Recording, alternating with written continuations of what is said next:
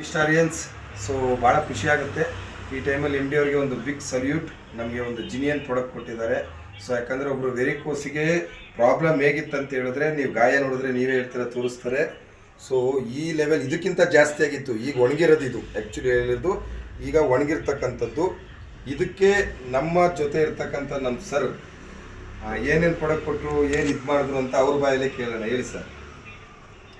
Sir ಹೇಳಿ sir. ನಾನು ಇದಕ್ಕೆ ಫಸ್ಟ್ ಇವರು ನನ್ನ ಹತ್ರ ಬಂದ ದಿನ ನನಗೆ ಭಯ ಆಯಿತು. ಆ್ಯಕ್ಚುಲಿ ಎಲ್ಲ ನೀರು ಎಲ್ಲ ಸೋರ್ತಾ ಇತ್ತು, ಮತ್ತು ಬ್ಲಡ್ಡು ಇದೆಲ್ಲ, ಈ ಗಾಯ ಏನಿದೆ ಇದೆಲ್ಲ ತುಂಬ ಪಸ್ಸಾಗಿತ್ತು.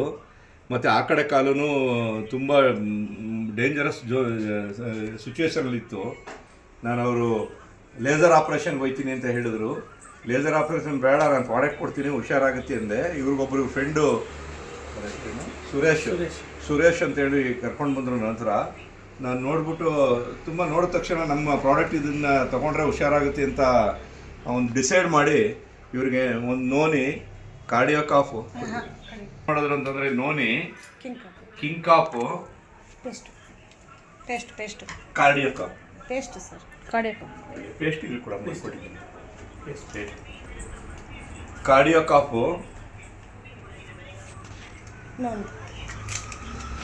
ಮತ್ತು ಲಿವೋ ಕಾಪು ಮತ್ತು ವಿಸ್ಟಾರ್ ಪೇಸ್ಟು. ಆ ಪೇಸ್ಟಲ್ಲಿ ಏನು ಮಾಡಿದ್ರಿ ಸರ್ ನೀವು?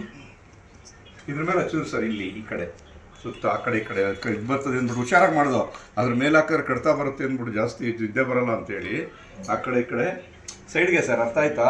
ಈ ಕಡೆಯಿಂದ ಕ್ಲೋಸ್ ಆಯ್ತಾ ಬರ್ತದೆ ಇದು ನನ್ನ ಕಾನ್ಸಂಟ್ರೇಷನ್ ಇಂಪಾರ್ಟೆಂಟ್. ಇದು ಅವ್ರು ತಗೊಳ್ಳೋದ್ರ ಜೊತೆಗೆ ಹಾಗಾಗಿ ಇದು ಕೊಟ್ಟು ಇಲ್ಲಿಗೆ 3 ವಾರ ಆಗಿದೆ. 3 ವೀಕ್ಸು. 3 ವೀಕ್ಸಲ್ಲಿ ಸಿಕ್ಕಾಪಟ್ಟೆ ಡೆವಲಪ್ಮೆಂಟ್ ಬಂದಿದೆ. ಮತ್ತು ಅವರು ಕೆಲವು ವಿಚಾರಗಳನ್ನ ಅವರೇ ಕೇಳಿ ಅವ್ರಿಗೆ ಏನಾಗಿದೆ ಈಗ ಅಂತ ಅನ್ನೋದು. ನಿದ್ದೆ ಬರ್ತಾ ಇರಲಿಲ್ಲ, ಒಂಥರ ರಾತ್ರಿ ಎಲ್ಲ ಕಡತ ಜುಮ್ ಅನ್ನೋದು. ಇವಾಗ ಚೆನ್ನಾಗಿ ನಿದ್ದೆ ಮಾಡ್ತೀರಾ? ಏನಿಲ್ಲ, ಆರಾಮಾಗಿದ್ದೀನಿ. ಹೋಗಿ ಅವಾಗ ಹೋಗ್ಬಿಟ್ಟು ಒಂದು ಇಂಜೆಕ್ಷನ್ ಹಾಕೋ ಬರ್ತಾ ಇದ್ವಿ ಇದ್ರದ್ದು. ಅವಾಗ ಹಾಕೋ ಬಂದ್ರೆ ಮಾತ್ರ ನಿದ್ದೆ ಮಾಡ್ತಾ ಇದ್ವಿ. ಇವಾಗ ಹಾಕೋತಾ ಇದ್ದೀರಾ ಇಂಜೆಕ್ಷನ್? ಇಲ್ಲ, ಆರಾಮಾಗಿದ್ದೀನಿ. ಇವಾಗ ನಮ್ಮ ಪ್ರಾಡಕ್ಟ್ ಯೂಸ್ ಮಾಡಿ ಹೇಗಿದೆ ಅನಿಸಿದೆ ಹೇಳಿ ಸರ್, ನಿಮ್ಮ ಅನಿಸಿಕೆ. ಈಗ ಮಾತ್ರ ಭಾರಿ ಅನುಕೂಲ ಆಯಿತು. ಏನಂದರೆ ಅಷ್ಟು ನೋವು ಅನುಭವಿಸ್ತಾ ಇದ್ವಿ. ಈಗ ಬಂದ್ಬಿಟ್ಟು ಆ ನೋವೆಲ್ಲ ಏನೂ ಇಲ್ಲ.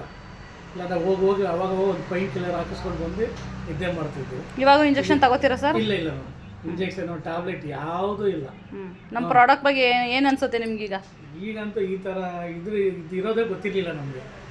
ಹೆಂಗೋ ಹೇಳಿ ನಮ್ಮ ಫ್ರೆಂಡ್ ಹೇಳಿ ನಮ್ಮ ಸಾರವ್ರಿಗೆ ತೋರಿಸಿ ಹಂಗೆ ನೋಡಿದಾರನ್ನ ಒಂಥರ ಖುಷಿ ಆಯಿತು. ಅವ್ರು ಮಾತಾಡಿದೆ ಒಂಥರ ಖುಷಿ ಆಯಿತು. ಖುಷಿ ಆಗಿದ್ದನ್ನ ನೋಡೋಣ ಇದು ಒಂದ್ಸತಿ. ಅವ್ರು 2 ದಿವಸ ಲೇಟಾಗಿ ಬಂದಿದ್ರೆ ನಾವು ಸರ್ಜರಿಗೆ ಹೋಗ್ತಾ ಇದ್ದಿದ್ದು. ಈಗ ಅದೆಲ್ಲ ಏನಿಲ್ಲ, ಆರಾಮಾಗಿದೆ. ಭಾರಿ ಸಂತೋಷ ಆಯಿತು. ಇದನ್ನ ಯೂಸ್ ಮಾಡಿ. ನಾ ಹೇಳೋಕ್ಕಿಂತ ನಾವು ಯೂಸ್ ಮಾಡಿದ್ರೆ ನಿಮ್ಗೆ ಒಳ್ಳೆಯದಾಗುತ್ತೆ.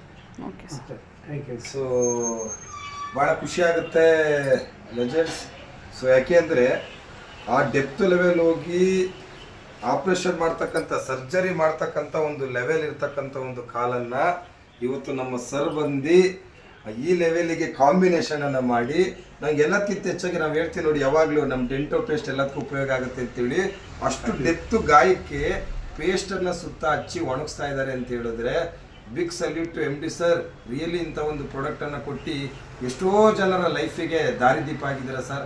100 ಜನರ ಆಯಸ್ಸು 1 ವರ್ಷ ಕೊಟ್ಟರು, ನೀವು 100 ವರ್ಷ ಅಲ್ಲ 1000 ವರ್ಷ ಇರಬೇಕು.